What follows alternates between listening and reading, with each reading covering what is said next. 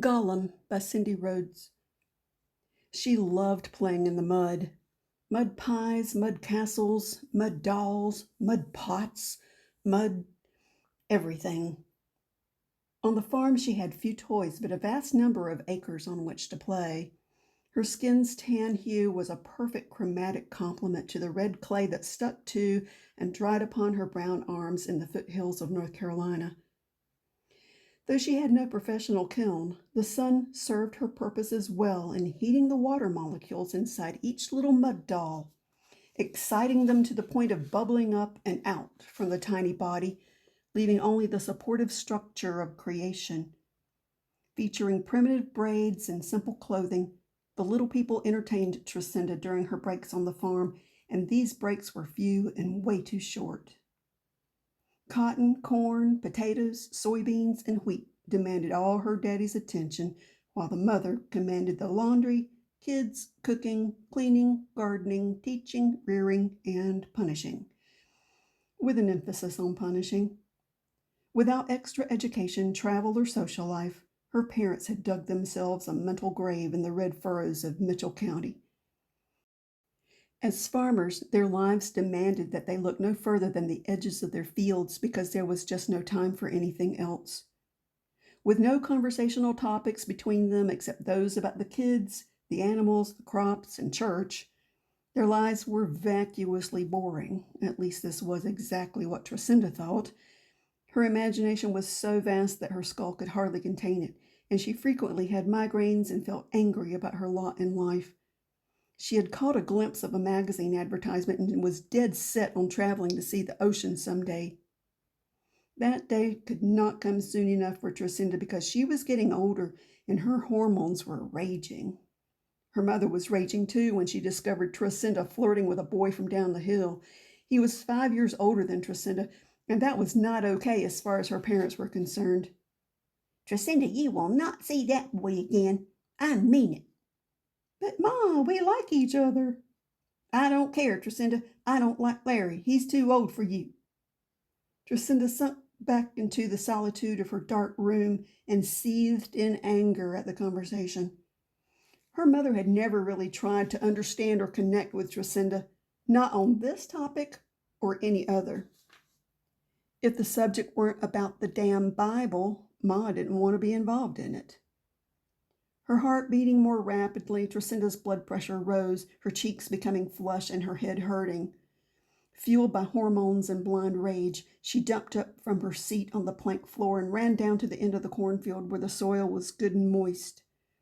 There she slammed down on a grassy patch, leaned over a red puddle, and jammed her fingers into the middle of the pool, dredging up the most beautiful shiny clay that she'd ever seen. Folding the clay over and over in her hands, most of the water ran out of it and left a clay that she could punch, press, roll, and form into whatever her heart desired. She desired to make a little Ma, a little Pa, and a little Larry. When she fashioned her Pa, she gave him a nice hat so that the sun wouldn't hurt his eyes, and a few coins in his pockets so he could pay the bills. And when she created Larry, she made the most handsome mud doll she had ever made and wished him a treasure trove of coins in his pockets, too. When she modeled Ma, she mumbled very bad words under her breath, and at the end cut a slash upon Ma's neck with a pine needle. When she was finished with those three, she made a mud doll of herself and put it on the side to dry, to wait for Larry the mud doll to come by to court her. When she was good and tired, Tresinda stopped her work and placed her dolls on top of the black tarred roof of the pump house. They would dry just fine up there because no rain was in sight, according to the farmer's almanac. And then she thoroughly washed off the grime of the day as she used her mother's homemade lye soap in the warm shower, and then she drifted off to sleep beneath the warm flannel quilt that her mother had also made. The next day, Tresinda awoke to wailing that arose from the kitchen. Her father and 4 brothers were all crying, faces in their palms, and calling to God, questioning why he would take their Ma. One brother saw Tresinda's face peeking down from the top of the stairs, so he called to her. They both sat on the old sofa, and he told her about her mother's mysterious passing away in the small hours of the night. The old lady had just stopped breathing in the middle of a bad dream, or so her husband said, as she had been calling out to someone unseen and just abruptly stopped shouting and had died right then and there.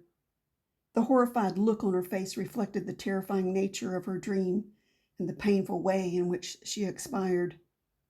Red clay footprints on the floor at Ma's side of the bed pointed to the killer, but no one could understand the seven-toed footprints that lay before their eyes.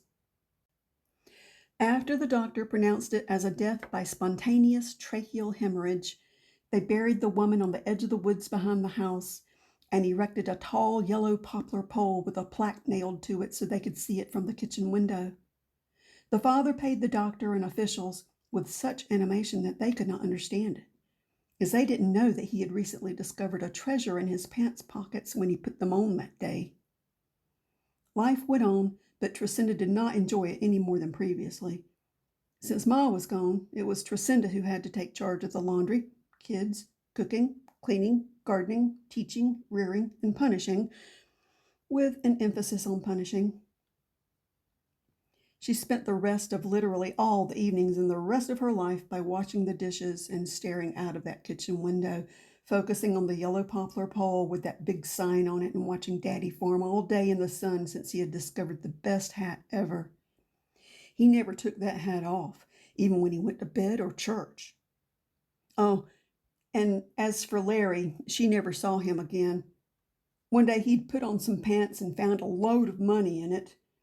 He'd instantaneously decided to get the hell out of that sorry place, and he headed for the beach, where he learned how to fish and ended up being a boat captain with a view to the most beautiful sunrises. Thank you so much for listening. Please look for my Substack, My Dark Southern Diary, and subscribe. Thank you.